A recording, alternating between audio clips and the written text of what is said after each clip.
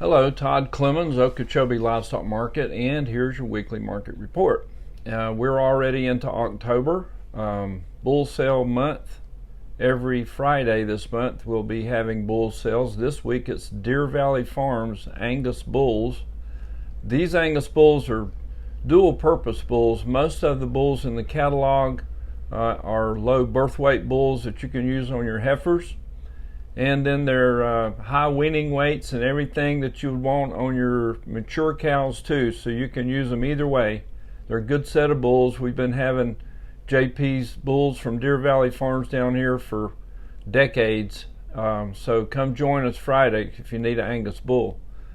We had a kind of an odd week this week. There were hurricanes out in the Atlantic. There was one skirting close to us over in the Bahamas, and I guess people maybe were thinking we were going to get some wind and rain, and we didn't have very many cattle come in over the weekend, and we ended up with about 800 head or so there Monday, which was a little bit lower. And then I thought, well, Tuesday we'll be slammed, but we weren't. We had a very short run on Tuesday too, so it was just kind of odd. We've been running close to 2,500 head every week for both days combined, and then we come in here with maybe 1,500 head for the week this week, and it makes you wonder if we have sold most everything that's out there. Have we already sold the calves that were out there because of these prices being so high? And I don't know if that's the case. It could be partially that. It could be just numbers. People are just out. Maybe the cattle weren't out there to begin with. So we'll see. We'll just kind of figure out what's going on there. I know there are some places in our areas over next to the coast, the East Coast, it's pretty wet, and some places have had a lot of rain. Other places are in pretty good shape. We saw some cattle come in from down there around LaBelle, Immokalee area this week that those calves are fat. All the calves seem to be in pretty good condition and not showing too much stress from rainy, wet pasture conditions. So prices held up on the feeder calves. Still high demand for those number one quality calves. Those 6-weight calves are trading up there in the mid $3 range, $3.40, $3.50. The 5-weight calves are over $4, way over $4, and some of them probably up to $4.40, $4.50 on those just right at 500-pound weight range number one steers. So the prices are good on these feeder calves. They've got a lot of moisture out west. They're going to have these winter pastures ready to go here before long, and they're going to want these calves, and I think that demand on these Florida calves will continue to be high. The numbers are going to start shortening up, and these guys are going to want these cattle. And on the other end of the spectrum, the feedlot, the cattle coming out of the feedlots are not bringing quite what they were. It's kind of leveled off a little bit. Packers aren't giving what they were giving. They've kind of built up a little bit of a supply around them, and they're not being real aggressive out in the country buying those fat cattle. So, and box beef prices have been hit on pretty hard.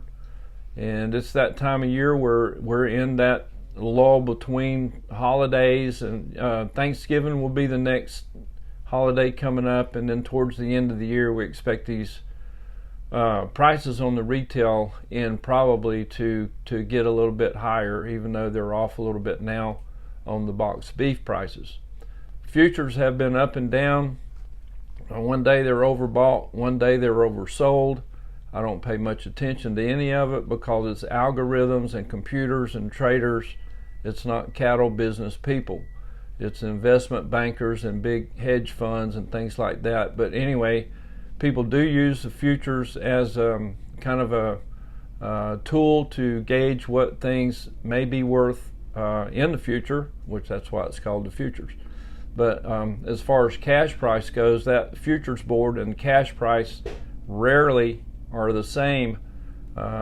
Sometimes one will be higher than the other, and they'll flip-flop around, and it's hard to tell. But there's a lot of volatility in the futures market. It's kind of made a little bit of a correction. Cash prices are a little bit higher than what the futures are now. and October is a lead month in the fat cattle futures, and it will have to converge. The futures and the cash price should at some point be about the same, within $1 or so of each other. So anyway, the fat cattle market is still trading pretty good. It's been off a few bucks here or there, but those fats are still bringing up there in the 230 range, I believe. And I think the packers are probably making a little bit of money, and so that's okay. Feeders are making money, and the producers are also making money, so everybody's headed in the right direction. The one thing that we have to watch for is these high retail prices, because they will dictate, the consumer will dictate what they're going to give for something. And if they're hitting high resistance at the high levels, they're going to back off of the beef and go somewhere else, spend their money somewhere else, or on a lower end cut. And I think we're finally finding resistance at these high retail levels. If it can hold on somewhere where it is right now, I think it'll be good for everybody, because you can just price yourself totally out of the market, and you don't want to do that. You want to move that meat to keep these good prices up for these calves. So yeah, it's kind of a slow week right now. We had, like I said, 1,500, not a lot going on other than that, and having bull sales. So we've had some high prices for you to report, and here's a guy that's not been on this report before. Maybe this is the first time he's made this high price list, but congratulations, Edgar Rodriguez from Sebring. You topped the calf market, and it was a good little calf, good little black calf that weighed 135 pounds and brought $9.50 a pound, and that calf was bought by LS Cattle. And on the slaughter cow side, Colin Ricketts from Lake Harbor, Florida, topped the cow market. I don't remember that name being on this report either, so two new names on this high price sheet. Colin Ricketts had a 1,325 pound cow that brought $1.67. That cow was bought by FPL. That's your market report. Thank you for tuning in. Thumbs up, subscribe to our station. We'll tell you what we think. It might be right, could be wrong, but it's what we think. See you next week.